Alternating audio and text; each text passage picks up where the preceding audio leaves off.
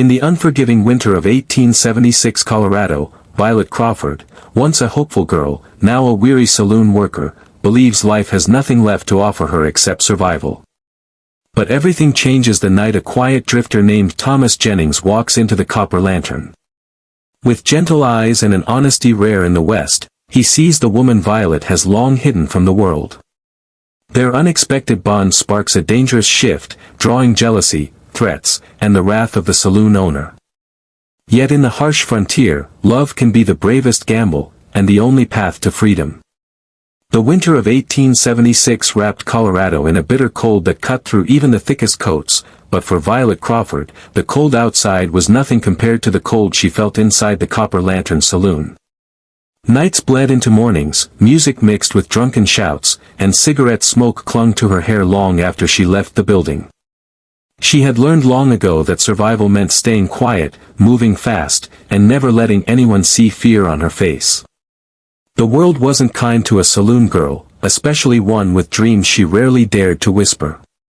Violet had been at the Copper Lantern for 3 years, long enough to learn who could be trusted, who couldn't, and which men had hands that wandered too quickly. Long enough to memorize the rhythms of the place, the clink of glasses, the creak of the old piano, the growling laugh of the saloon owner, Briggs Martin, who watched over his entertainers like a man guarding a cage he refused to unlock. He paid them poorly, worked them relentlessly, and reminded them often that they needed him more than he needed them. Violet hated that he was mostly right. But she had learned to adapt. She smiled when she had to, danced when the piano started, and kept her voice soft but firm whenever a rowdy customer pushed too far.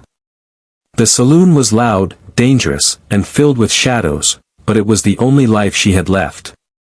Still, some nights, Violet would step outside behind the saloon after closing. She'd lift her face to the cold sky, whispering wishes to stars that probably weren't listening, imagining a little cabin far away from smoke and whiskey, a place where her life wasn't measured in long nights and false smiles. She never expected those wishes to mean anything. Wishes were for other women, the kind with families, dowries, and Sunday dresses. Violet had none of those. One evening, as snow fell in soft spirals outside, the Copper Lantern buzzed with the usual chaos. Miners, ranchers, and drifters filled the tables, the piano hammered out a tune that barely rose above the noise, and Violet moved through the crowd with practiced grace. Her tray balanced perfectly even when a drunken miner jostled her shoulder. She didn't spill a drop. She never did. She turned toward the bar to refill drinks, and that was when she saw him. A stranger stood in the doorway, dusting snow from his hat. He didn't swagger in or scan the room with the hungry look most men carried. He simply paused, taking in the noise with a sort of quiet resignation, as though he'd seen worse and expected little. He was tall, lean, wrapped in a worn coat that had weathered long roads. His eyes, an unreadable shade between blue and gray, held no judgment, no greed, no sharp edge. There was something different about him from the very first glance. Violet wasn't used to kindness.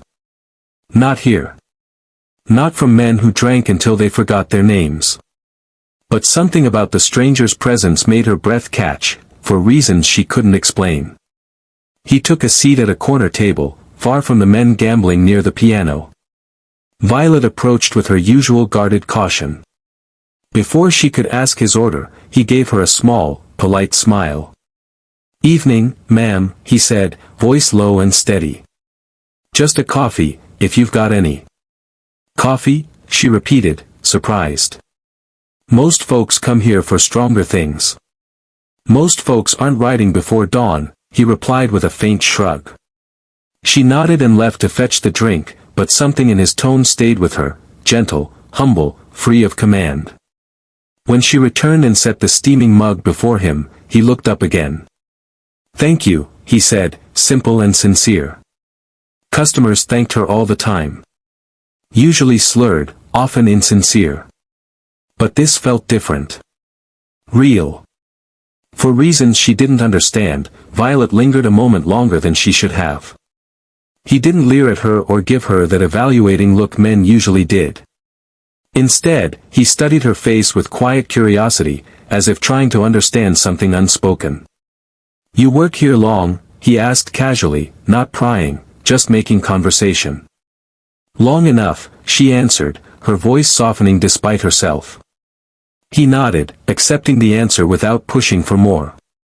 They exchanged only a few more words before she returned to her rounds, but each time she passed him, she felt his gaze follow, not with possession, but with respect. Respect. It was such a rare thing that it nearly unsettled her. Later in the night, when a ranch hand grew loud and grabbed her wrist too tightly, the stranger stood from his table in a heartbeat. The ranch hand released her immediately, not because the stranger threatened him, but because the stranger simply looked at him with calm, unshakable authority. "You're hurting her," he said quietly. "Who the hell are you?" the ranch hand growled. "No one important," the stranger replied. "Just someone who won't stand by." The man backed down. Violet exhaled slowly, realizing her hands were trembling. She expected the stranger to give some lecture or grin triumphantly, but he didn't. He just sat back down like nothing had happened. When she brought him a warm refill of coffee, on the house, he lifted an eyebrow. "Didn't ask for more," he said. "I know," she replied. "But, thank you." "You shouldn't have to thank anyone for that." The way he said it made her throat tighten. Kindness could be sharp that way, cutting deeper than cruelty because she wasn't used to it. Before he left that night, he stopped at the bar to settle his tab. Violet approached, uncertain why she felt drawn to offer a goodbye. "Will you be riding through again?" she asked, the words slipping out before she could stop them. His faint smile widened just a little. "Name's Thomas Jennings," he said. "And yes, Miss Violet," she whispered. "Miss Violet," he said softly, tipping his hat. "I reckon I'll be around a while."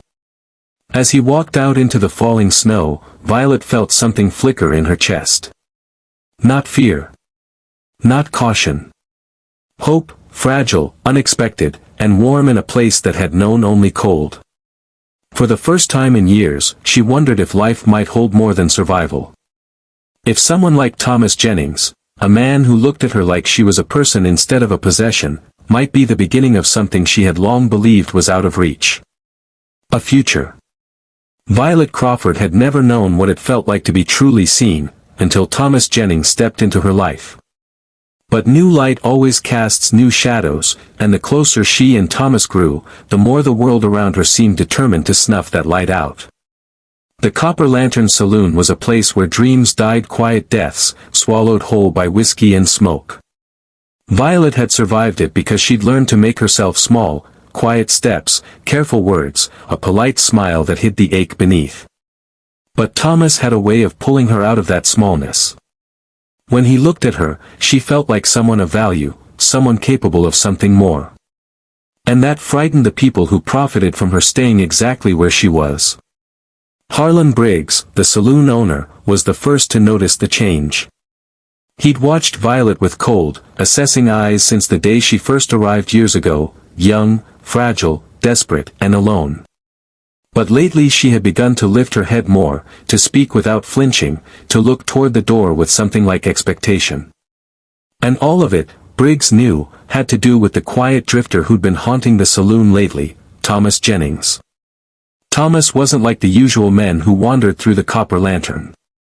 He didn't leer, didn't grab, didn't drown himself in liquor.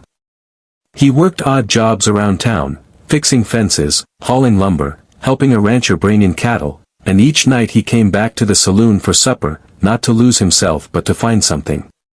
To find Violet. His eyes always searched for her softly, respectfully, as if he was grateful just to share a moment in her company. To Briggs, that made him a problem. One evening, after Violet finished serving drinks, Briggs cornered her behind the bar. His voice was low, dangerous. "You're getting distracted, Violet. A saloon girl with her head in the clouds don't make money." Violet froze. I'm not distracted. I'm just doing my job." Briggs leaned in closer, his breath sour with whiskey. Then keep it that way. Men like Jennings don't stay. They drift in, drift out. It's the workin' girls who get left pickin' up the pieces. His words were meant to sting, but Violet felt a spark of defiance rise in her chest. Thomas wasn't like the others. She knew that with a certainty she couldn't explain. Briggs must have seen something in her eyes because his tone turned sharp.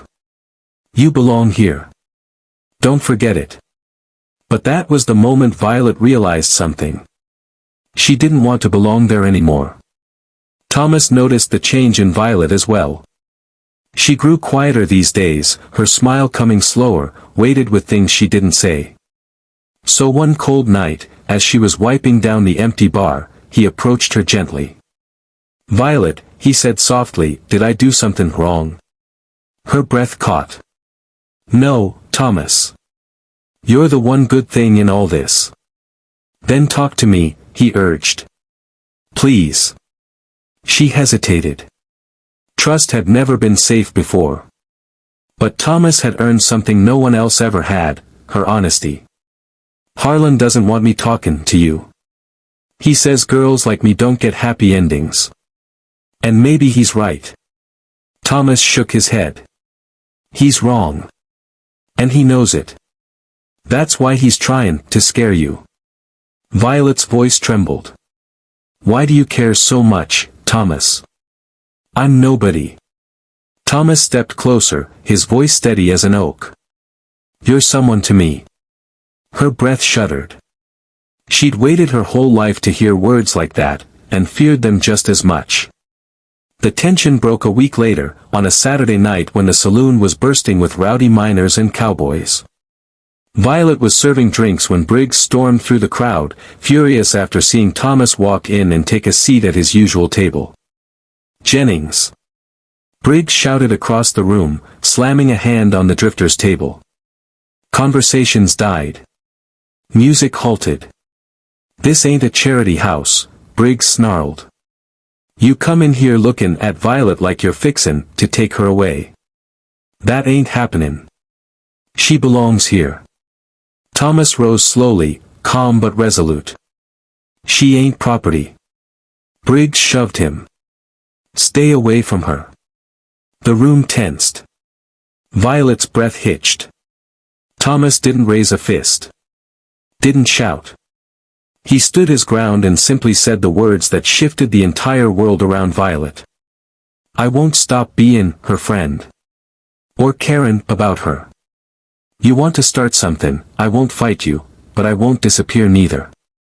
The quiet conviction of his voice unsettled Briggs more than a punch ever would have. The owner, red with rage, finally stepped back. "Fine. But she'll pay the price." Violet trembled. She knew Briggs meant it.